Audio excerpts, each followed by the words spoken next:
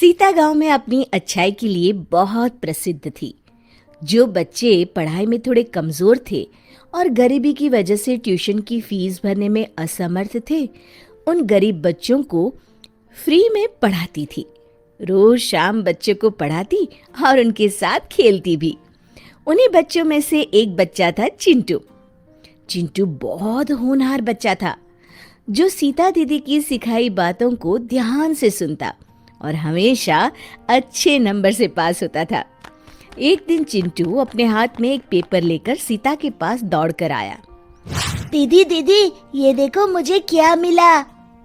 अरे चिंटू, आराम से, थोड़ी सांस तो ले लो। क्या मिला बताओ? आप भी देख लीजिए दीदी। अरे चिंटू, वाह, ये तो स्कॉलरशिप के पेपर है। तुम्हें स्कॉलरशिप मिली है? हाँ दीदी, अब मैं शहर जाकर पढ़ाई कर सकता हूँ। अरे वाह चिंटू, बहुत बहुत बधाई हो। मैं बहुत बहुत खुश हूँ तुम्हारे लिए। ये सब आपकी वजह से संभव हुआ है दीदी, धन्यवाद आपका। चिंटू, ये सब तुम्हारी मेहनत और लगन का परिणाम है। अब तुम खूब मन लगाकर पढ़ाई करना और खूब तरक्की करना। ठीक है दीदी, अब मैं घर जाता हूँ। मुझे तैयारी भी तो करनी है शहर जाने की। ठीक है चिंटू। चिंटू अब अपने आगे की पढ़ाई करने शहर चला गया। ऐसे ही वक्त बीतता गया। इस बात को 20 साल हो गए थे और सीता दीदी अब बूढ़ी हो गई थी।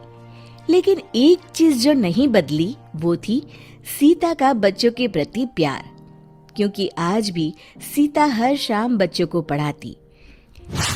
एक दिन सीता हमेशा की तरह बच्चों को पढ़ा रही थी। तभी उसने आवाज सुनी, माँ, मैं आ गया। सीता को आवाज बहुत जानी पहचानी लगी। उसका बेटा विकास, जो बचपन में शहर पढ़ने गया था, वो वापस लौट आया था। वो विकास की आवाज सुनकर बाहर आई और उससे बोली, आ गया बेटा तू शहर से? और तभी ये कहते कहते ही सीता को चक्कर आ गया और वो बेहोश हो गई। माँ, माँ, क्या हो गया आपको? आंखें खोलो माँ। लगता है माँ को हॉस्पिटल में भर्ती करवाना पड़ेगा। विकास ने बिना देरी किए सीता को शहर के हॉस्पिटल में भर्ती करवा दिया। उस हॉस्पिटल में सीता का 4 दिन तक इलाज चला। 4 दिन बाद जब सीता को होश आया तो उसे कुछ समझ में नहीं आ रहा था। विकास, मैं कहाँ आ गई? मुझे क्या हो गया था? तुम इतने साल बाद घर आए, पर मुझे क्या हुआ कुछ समझ में नहीं आया। कुछ याद क्यों नहीं आ रहा? तभी विकास ने माँ को सारी बात बताई। माँ, अब हम लोग घर जा सकते हैं। अब आप पूरी तरह ठीक हो गई हैं। मैं तो ठीक हो गई हूँ, पर इतने बड़े हॉस्पिटल का बिल हम कैसे चुका पाएंगे? माँ, अब चिंता मत करो। मुझे लगता है 30 या 40 हजार से ज्यादा का बिल नहीं आएगा। उतने पैसे तो है मेरे पास, मैं दे दूंगा। आपकी तबीयत ठीक हो गई है, मुझे और क्या चाहिए? सीता मुस्कुरा दी, लेकिन उसे अभी भी चिंता सता रही थी। हे भगवान, हमारी मदद करना। विकास और उसकी माँ अब बिल काउंटर पर पहुंचे। ये लीजिए आपका बिल। विकास ने जब बिल देखा तो उसके तो होश ही उड़ गए। बिल 90,000 का था।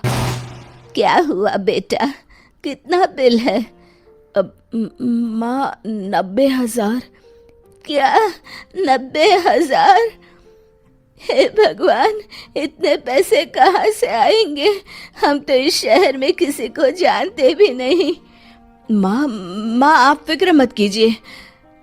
विकास माँ से बात कर ही रहा था, तभी वहाँ वो डॉक्टर और नर्स आ गए जो सीता का इलाज कर रहे थे। अब कैसी तबीयत है आपकी? ठीक हूँ डॉक्टर साहब।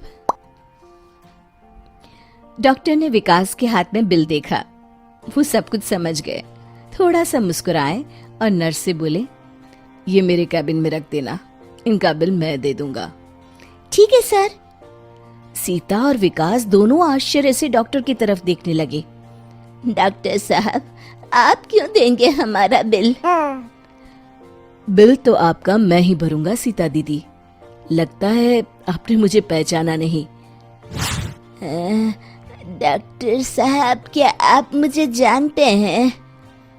और क्या दीदी, आपका 20 साल पुराना स्टूडेंट चिंटू हूँ।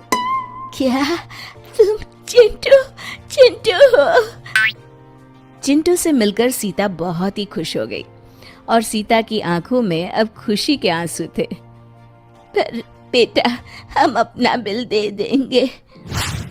सीता दीदी, आपका बिल तो आपने 20 साल पहले ही दे दिया था। आज चिंटू डॉक्टर है तो आप ही की वजह से। सीता मन ही मन भगवान को धन्यवाद करने लगी। शिक्षा, हमारे अच्छाई हमारे साथ हमेशा रहती है। हमारे द्वारा किए गए अच्छाई के फल हमें किसी न किसी रूप में जरूर मिलते हैं।